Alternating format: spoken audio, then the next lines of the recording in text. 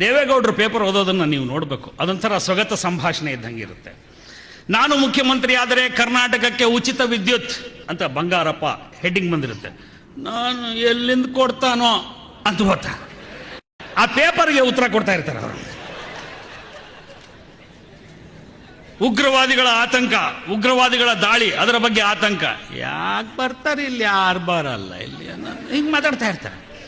ಹಾಗೊಂದ್ಸಲ ಅವ್ರು ಪೇಪರ್ ಓದ್ತಾ ಇರುವಾಗ ಪಕ್ಕದ ಮನೆಯಲ್ಲಿ ಸೋನಿಯಾ ಗಾಂಧಿ ಅವರು ಇನ್ನೂ ಕ್ವಾರ್ಟರ್ಸ್ ಖಾಲಿ ಮಾಡಿರಲಿಲ್ಲ.